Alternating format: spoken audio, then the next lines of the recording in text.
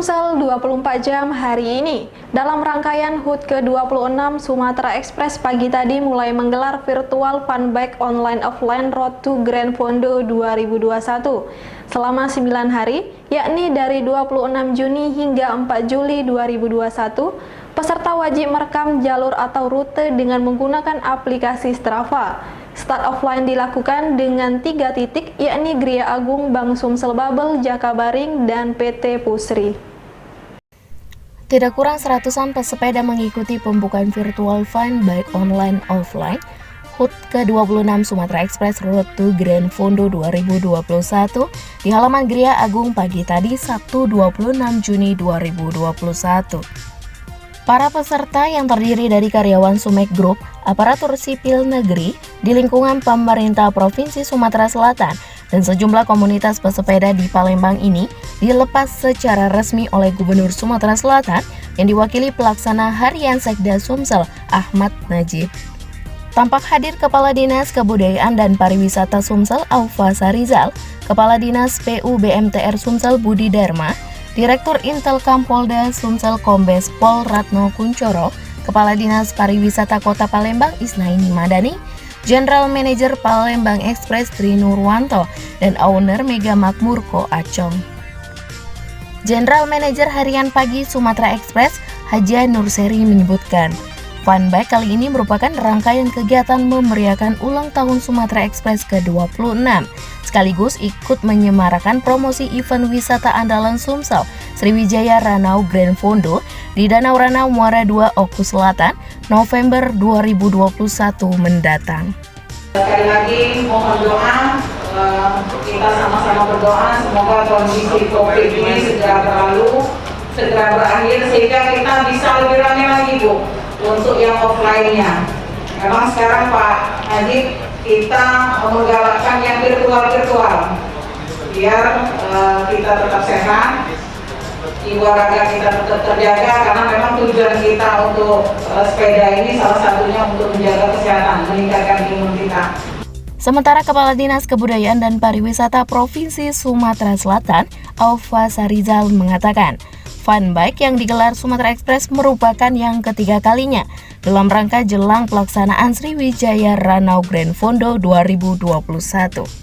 Hari ini terdaftar sudah 1.935 dan semua atlet pelatnas sepeda menyatakan akan ikut serta.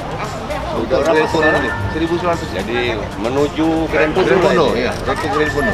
Jadi sudah ini yang ketiga. Jadi pertama kemarin adalah yang di Palembang, di Siguntang, kemudian yang kedua di Oku, dan ini yang ketiga. Jadi udah 3. Jadi kita coba bikin sambil promosi, sekaligus kita melihat, dan bagi yang sudah ikut virtual ini sekaligus dia sudah terdaftar sebagai peserta. Oh iya. Jumlah peserta mendaftar 1.925. Nah ini peluang kalau mungkin ada rezeki buatlah rumah di Ranau. karena pasti kemarin aja nggak kebagian Pak, ada yang pakai tenda. Saking udah penuh, ada yang sampai nginep di Batu Raja. Karena nggak kebagian lagi, di Muara II penuh, di Ranau penuh. Kemarin saya ke Ranau, bermunculan nggak hotel-hotel baru. Hotel baru, restoran baru, ada yang hotel yang sudah tadi mes, nambah lagi jumlah. Homestay juga. Homestay-nya, wah. Rata-rata homestay masyarakat kemarin 3 juta selama event, rata-rata Pak. Ada yang lebih. Reporter Muhammad Iqbal, juru kamera Ki Agus Yahya, palpres.com. Pemirsa, pemerintah Kabupaten Ogan Komering Ilir terus meningkatkan level kewaspadaan penyebaran COVID-19.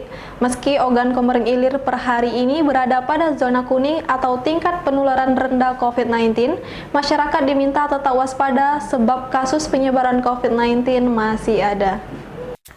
Usaha pemerintah Kabupaten Oki dan masyarakat dalam menekan penyebaran COVID-19 terbukti mendatangkan hasil positif. Setelah sebelumnya masuk dalam zona orange atau resiko sedang, per Jumat kemarin Oki berada pada zona kuning atau tingkat penularan rendah COVID-19. Namun walaupun zona kuning, masyarakat Oki tetap diminta tetap waspada. Sebab kasus penyebaran COVID-19 masih ada, masyarakat juga diminta tetap menerapkan protokol kesehatan guna mencegah COVID-19 agar jangan kembali meningkat. Salah satu upaya meningkatkan kewaspadaan masyarakat terkait waspada terhadap COVID-19 seperti yang dilakukan Dinas Perdagangan Kabupaten Ogan Komering Ilir bersama Satuan Polisi Pamong Praja dan Damkar, yakni mendisiplinkan para pedagang dan pengunjung Pasar Kayu Agung Jumat kemarin. Menurut Kadin Perdagangan Dr. Andes Haji Alamsyah MSI, kegiatan tersebut untuk mengingatkan agar terus mematuhi prokes di tempat-tempat umum seperti di Pasar Kayu Agung. Kita sekarang pemerintah dalam menghadapi suasana virus corona. Jadi masyarakat tidak usah menghadapi itu dengan panik. Jaga kesehatan, jaga kontak keramaian, ya, karena sekarang virus ini cepat penularannya cepat. Jadi kami menghimbau dari pihak kepolisian, masyarakat tetap tenang menghadapinya, tapi jaga kebersihan dengan cara mencuci tangan dan tidak mengadakan kegiatan keramaian. Dalam kesempatan itu, petugas gabungan itu juga membagikan masker kepada setiap pengunjung yang datang agar bersama-sama tetap disiplin menerapkan protokol kesehatan guna menghentikan penularan COVID-19. Reporter dan juru kamera Mujianto, palpres.com. Lembaga Pemasyarakatan Kelas 2B Empalawang melaksanakan kegiatan donor darah. Kegiatan ini diikuti petugas lapas dan warga binaan pemasyarakatan yang bebas dari narkoba. Tujuannya sebagai bentuk kepedulian terhadap masyarakat yang membutuhkan darah. Satu persatu petugas lapas dan warga binaan pemasyarakatan yang ada di lapas kelas 2B mendonorkan darahnya. Kegiatan hasil kerjasama dengan PMI Lubuk Linggau ini sebagai upaya meningkatkan kesehatan pendonor dan kepedulian terhadap warga yang sedang membutuhkan darah. Kepala Lapas Kelas 2B 4 Lawang, Ridwan Toro, mengatakan kegiatan donor darah ini tidak hanya diikuti oleh petugas lapas tetapi juga warga binaan yang memenuhi persyaratan untuk mendonorkan darah, seperti tidak dalam tekanan darah tinggi maupun rendah, serta bukan pecandu narkoba.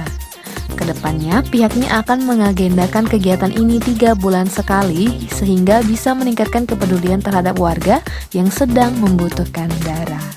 Jadi hari ini kita melakukan kegiatan donor darah di lapas 4 Lawang. Cikal bakalnya ada pegawai kita ke Lubuk Linggau mendonorkan, sudah itu kita ditawari untuk kegiatan donor darah. Disambut sama petugas PMI. Pada bahwa kami juga mau ke 4 Lawang. Jadi kita bilang, oke, kalau bisa sekalian aja, kalau bisa, tapi dibikin surat hari ini terbukti datang ke 4 Lawang. Reporter dan juru kamera Eko Wahyudi, palpres.com. Berita terakhir Sumsel 24 jam hari ini. Sindikat pembobol laboratorium lintas provinsi berhasil dilumpuhkan tim gabungan Polres Ogan Ilir, Polsek Indralaya, dan Polsek Tanjung Raja. Selain 6 sekolah di Kabupaten Ogan Ilir yang melapor kehilangan sejumlah unit komputer, ternyata sindikat ini juga telah beraksi di beberapa sekolah lain di Lampung, Banten, DKI Jakarta, Jawa Barat, dan Jawa Tengah. Aksi kawanan sindikat pembobol sekolah ini tidak main-main. Tak hanya berhasil membobol laboratorium komputer beberapa sekolah di 6 provinsi seperti Lampung, Banten, DKI Jakarta, Jawa Barat, Jawa Tengah, dan Sumsel. Aksi kawanan ini menyebabkan kerugian pihak sekolah mencapai angka ratusan juta rupiah. Namun selincah-lincahnya tupai melompat pastikan jatuh juga. Pepatah ini mungkin tepat untuk menggambarkan aksi sindikat ini yang akhirnya terhenti oleh petugas dari Polres Ogan Ilir. Kapolres Ogan Ilir AKBP Yusantio Sandi SIK dalam press release ungkap kasus sindikat pembobol sekolah lintas provinsi di Mapores Ogan Ilir Jumat kemarin. Untuk di wilayah OI, sindikat ini membobol sekolah di Indralaya, Tanjung Raja, dan Rantau Panjang. Berbekal laporan pencurian ini, polisi lalu bergerak memburu para tersangka. Hasilnya petugas berhasil meringkus 5 tersangka pembobol sekolah tersebut. Adapun kelima tersangka yakni PJ yang merupakan otak pencurian, RA, JN, AL, dan JR adalah warga Jakarta yang sedikitnya beraksi di 25 TKP termasuk 6 di Ogan Ilir. Awalnya ada informasi dari salah satu rekan yang menginformasikan bahwa ada komplotan yang bekerja di sini. Kemudian di wilayah UI ini ternyata ada satu sekolah menengah yang dia sudah terbobol, kemudian dia membuat laporan. Dari hasil tersebut, kemudian personel melakukan olah TKP, kemudian disambungkan dengan informasi yang ada, dikembangkan dan mengarah ke beberapa tempat yang lain. Kami masih terus melakukan pengembangan. Jadi dari komplot yang ini, alhamdulillah sudah didapat ada beberapa laporan polisi dari beberapa TKP yang ada di wilayah Sumatera, Lampung, Jakarta, dan Jawa Barat. Itu sudah sekitar 25 TKP. Kemudian dari penadahnya juga sudah kita dapat. Akan terus kita kembangkan untuk komplotan ini. Dari komplotan ini kita mengamankan ada 1, 2, 3, 4, 5 orang. Sementara tersangka PJ mengaku telah menjual barang hasil curian dari Ogan Ilir sebesar 49 juta rupiah. Uang hasil curian dibagikan dengan rekan-rekannya. Reporter dan juru kamera Wijan, palpres.com. Demikianlah berita Sumsel 24 jam hari ini. Bagi pemirsa yang ingin tempatnya dikunjungi atau diliput tim Sumsel 24 jam, silakan tulis di kolom komentar. Jangan lupa untuk mendukung program kami lainnya di YouTube channel Palpres Official, seperti Podcast Cukup Pedes, Budak Lorong, Baseng, Ternyata Bukan Mistis, dan Ruang Cerita bersama Kakak Juli. Saya Sri Devi, sampai jumpa.